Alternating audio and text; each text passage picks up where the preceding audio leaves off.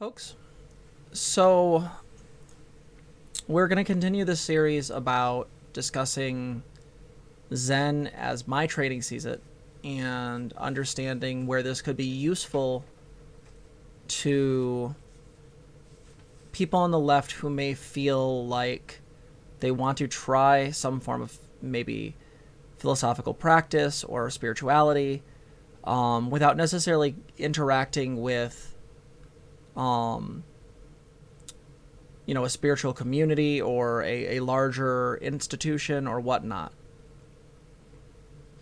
The goal of this is not to convince you that you should listen to me. The goal of this is not to convince you that you should be Zen practitioners. It's not to convince you of anything other than this is something that was very useful to me in my own development, and I want to offer it to you, and in order to do that, I need to actually present it in a way that is understandable. All right? So nothing is being forced upon you. Nothing is being told to you that is in any way trying to make you do anything. I am trying to find a way to use the philosophical concepts of Zen, which I am a priest in, and use that as a way to help people work through some of their stuff and be better at being leftists, be better at dealing with their emotions, dealing with this innate desire of power that we talked about in a previous segment, right?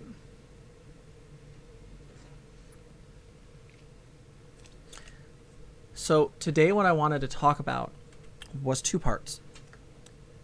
First, I want to talk about brief history of where Buddhism comes from. And then beyond that, I also want to talk about sort of these three truths. We mentioned them last time, and I want to read them in depth because I want you to understand them. This is not going to be the longest video. We're just going to cover some basics, and maybe I'll say a few things about some misunderstandings I've seen elsewhere. So remember, this is a history that is, by its nature, sort of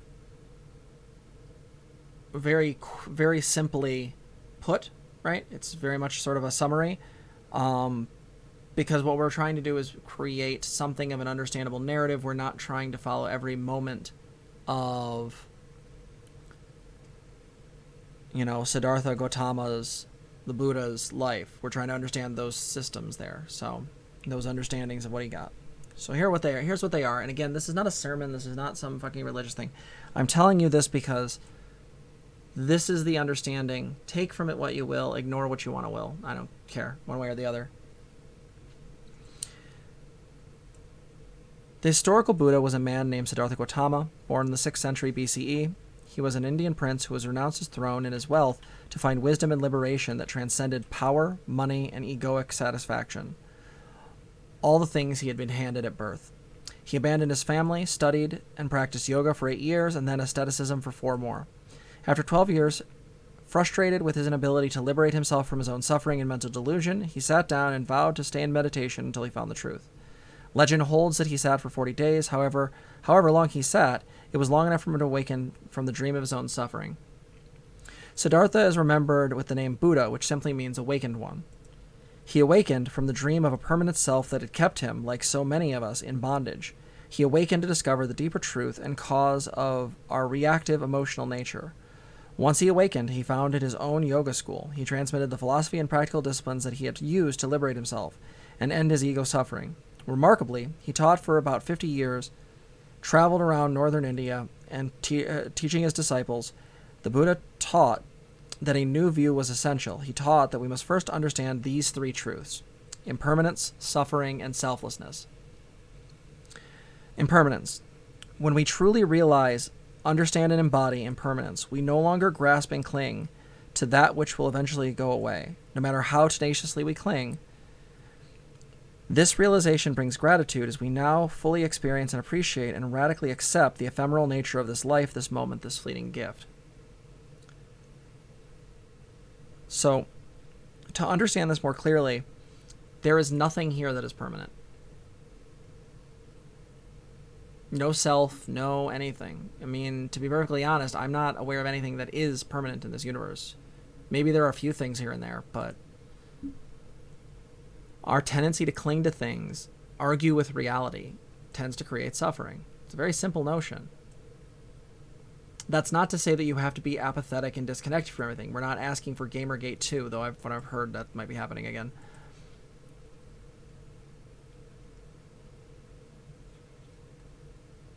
Chest burster in a can. I actually have it in good faith. I think you're incorrect on that last part. But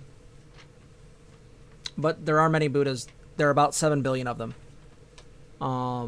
So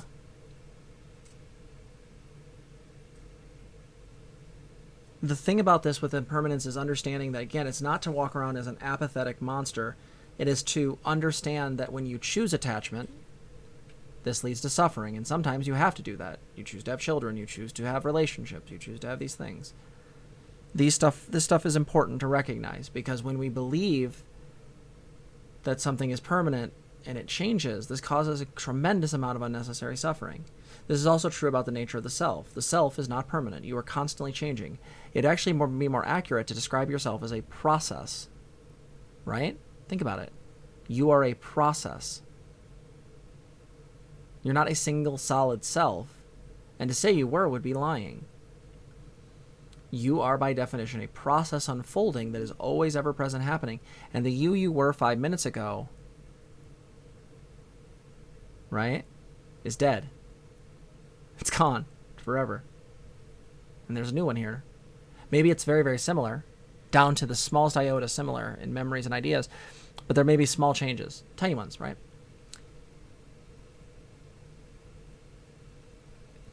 Suffering. When we truly realize that the pain we experience in sickness, old age, and death is unavoidable and a natural part of living, we discover the delightful truth that while physical and psychological pain is inevitable, suffering is always optional. We no longer try to flee pain when it arises. We work with it. We come to radical self-acceptance. So, in this case, this is really important to understand. The difference we're sort of elucidating here is that pain appears to be just a part of the subjective experience of being human, right?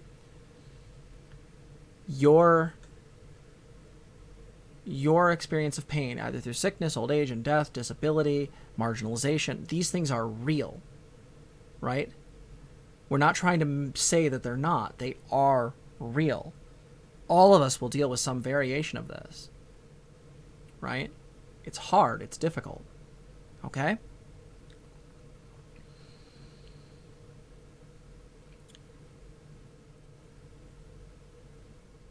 What my master referred to as suffering was the idea that when we argue with reality, or another way to put this is, when we try to evade, when we try to, in some way, evade discomfort,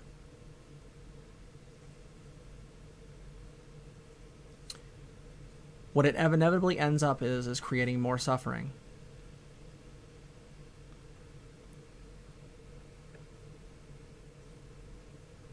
The reason for this is that whenever we tend to evade our pain, when we tend to try to run from it, hide from it, disappear from it, it causes issues. That is not to say that there aren't times where we have to dull our pain or deal with it in some ways, right? I'm still a big advocate of using ibuprofen when I have a migraine. But there's a difference between that and, say,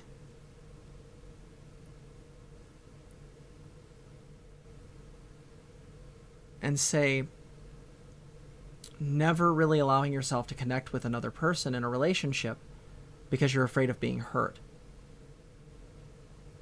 The pain of being separate, the pain of not being able to connect, is actually in some way worse than just experiencing the pain of loss.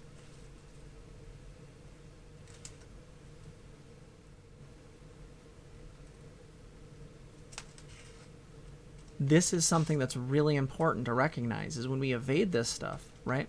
I've said before,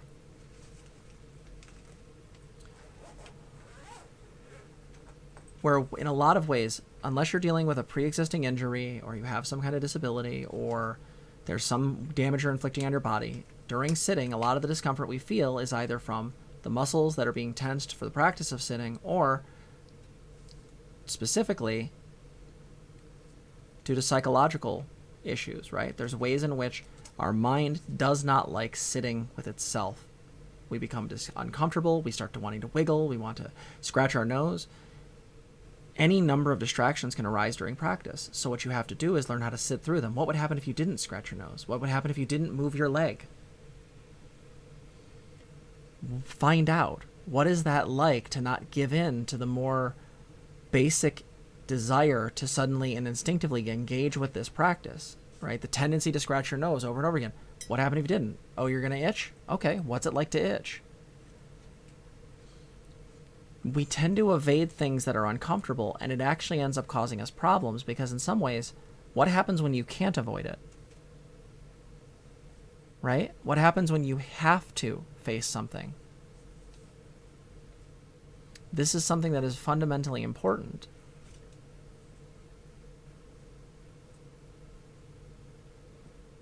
What I want people to understand with this notion of suffering is that when we evade things, it creates problems because we're arguing with reality.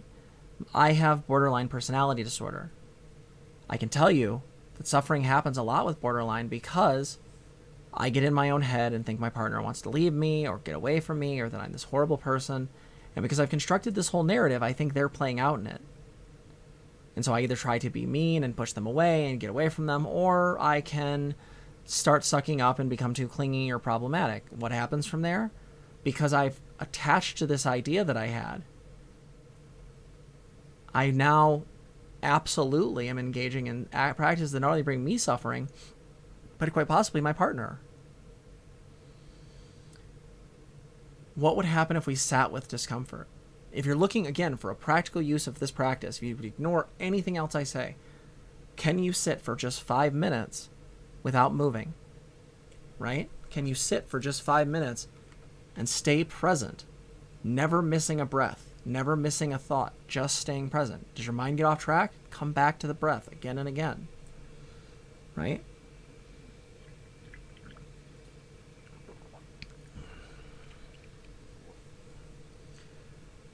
In a lot of ways, this also helps with the process of aging. It helps with the process of dealing with disability. In some ways, you accept yourself as you are. And again, I want to be clear about this. This doesn't mean that if you're someone who is disabled, you have to accept ableism or any other bullshit. Societal things are creations of suffering. They're due to attachments that people think are normal or want things to be and what we normalize, right?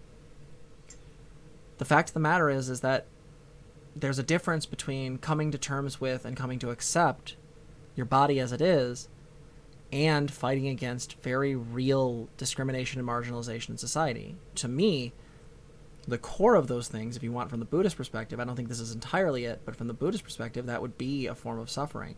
Because we have a notion, the society as a whole has a attachment to the idea of what is this normal, which is usually cis-het white males. I mean, that's basically what intersectionality points out. And because we interact with people who don't fall into that very narrow and frankly not great normalcy, then the issue is that you, in some way, at least theoretically, are going to struggle. Or, what more often happens, you put that struggle onto the person. So, suffering is optional. Pain is not. You're going to die. Sickness, old age, and death. Sorry. Just is. So come to accept it. Come to sit. What happens if you no longer run from pain? You face it head on. Ouch. Finally, we get to selflessness. When we truly realize selflessness, we experience the pure, empty nature of our deepest consciousness. We experience our ego's thinking and feeling as just temporary sensing at the mind's surface and not as a permanent, fixed self. At last, we experience genuine insight and know who we are, the Buddha. There was a practice that was really powerful once that had the idea of, I want you to walk around and every person you see realize that they're the Buddha. Treat them as you would treat the Buddha. Because that's the reality. From the Zen perspective, it's not like the Theravada one, the original Buddhism, where you had to work your ass off for, lifetime after lifetime and then maybe you get to be a Buddha. From Zen's perspective, you're already awake. You just don't know it. It's not that it's hard, it's actually that it's effortlessly simple. You just won't get out of the way. There's no sin. There's no earning anything. If you would just surrender in the moment to what is, yeah, it's already there. I can't sell it to you. I can't go around in a cart and give it away. I can't hand you a special stick and tell you that it's the magic stick, and if you have it, you're enlightened. I suppose I could, but what's the point?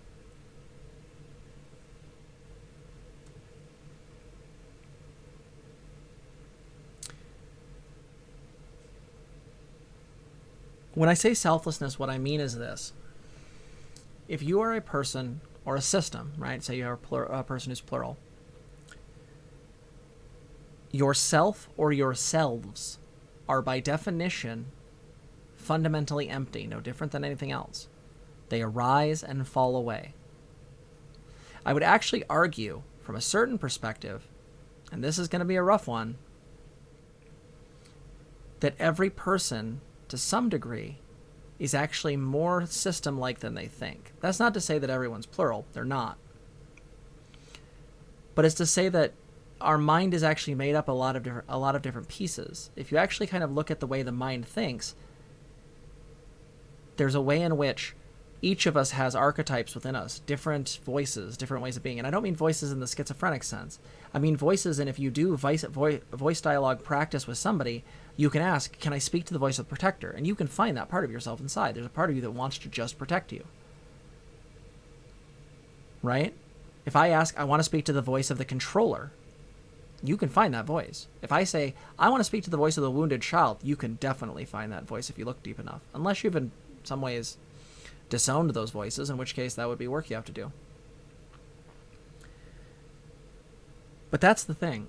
The self seems to be made up of a couple different things. It appears to be the false presumption of an inside and out. That is, there's somehow an inside and out between the rest of the world and you, or there's somehow you're fundamentally different than or separated from the rest of it. It happens because of our thoughts and feelings, because we identify with them. And instead of realizing that they're just more sensing phenomenon, they're just information arising, no different than senses.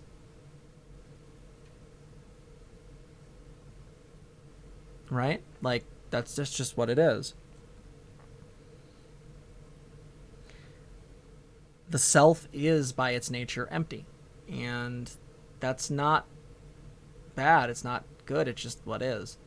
There's this weird translation that's come over a lot where people think in order to achieve some sort of enlightenment, you have to kill the ego.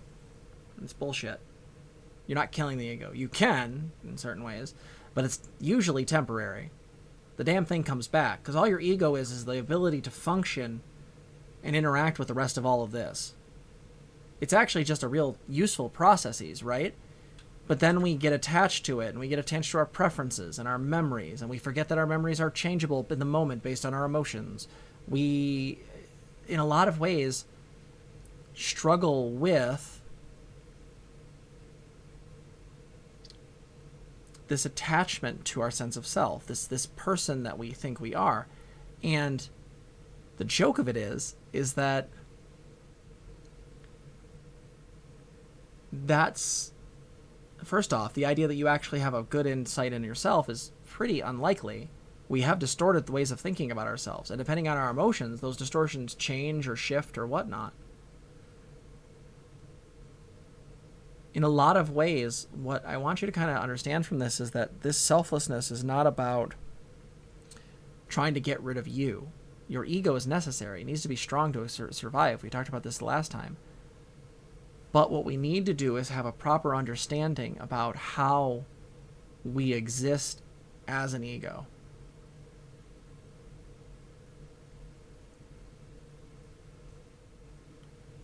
In a lot of ways, what I want people to kind of understand is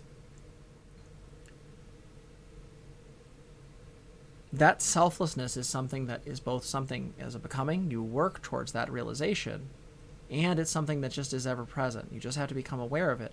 And you do that through psychedelics, you can do that through meditation, you can do those things. And each of them has their own cost and own issue. Psychedelics, for example, has the issue of, it can detonate the self, but it A, reforms, and B, depending on the environment, your intentionality, and everything else, what essentially happens is You may or may not get those benefits. If you're sitting there at an electronica concert doing a hell of a lot of mushrooms, spoiler alert, I doubt you're going to have a really super profound experience. Or if you do, it's probably going to be colored by that experience, which is very different than sitting in Zazen for several hours, just sitting with the actual mushrooms and seeing what happens. Sitting in deep, very real meditative practice can actually lead to a lot of things, but it's harder because it requires patience, it requires work. I am of the belief that everyone can meditate. I have never met anyone who can't.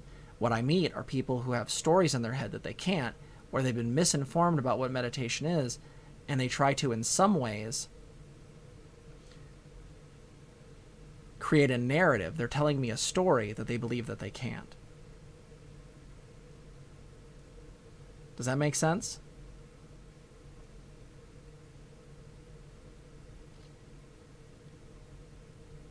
So I want you to understand at a very core level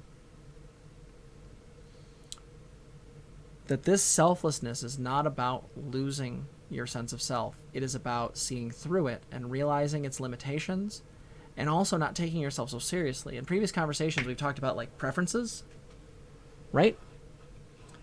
You don't take your preferences as seriously.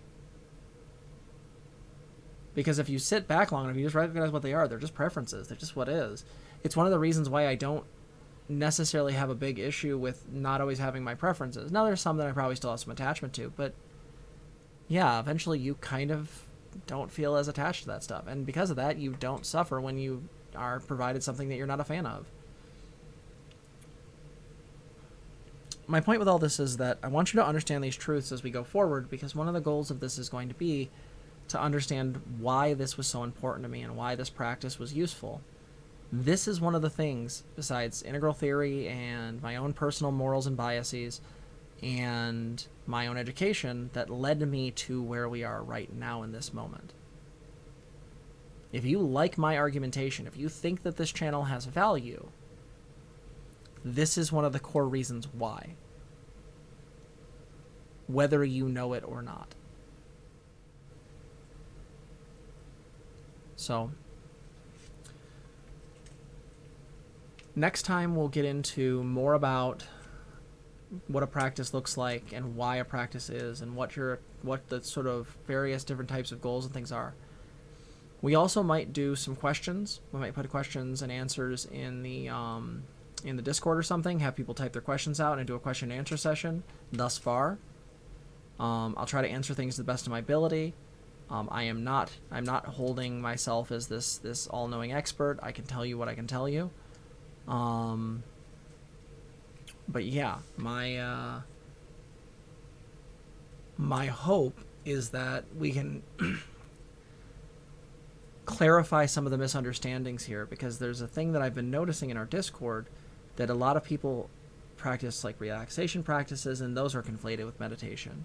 There's a lot of people that practice, a lot of contemplative work, and they think that's meditation, and they're not wrong. Neither of those are wrong. But what I call meditation is to run a concentration practice, focused attention meditation. That's what I'm talking about. Open monitoring meditation, which is another type of Zen meditation, or what's called shikantaza, just sitting, is also useful.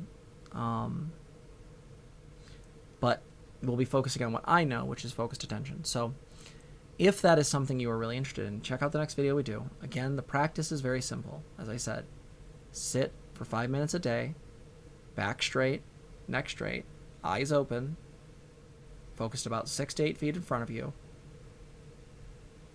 Deep, slow breaths. On the in-breath, simply listen. Listen deeper than your thoughts and feelings. And on the out-breath, say to yourself silently, listen. If your mind gets off track, don't beat yourself up, don't shame yourself. Just come back to the practice once you've noticed you've gone off track. Simple as that. We'll make a channel in the Discord for the questions and answers. I highly recommend everyone try this. One of the things I want you to do, there's a really good quote from a game I used to play called Demon the Fallen. In that game,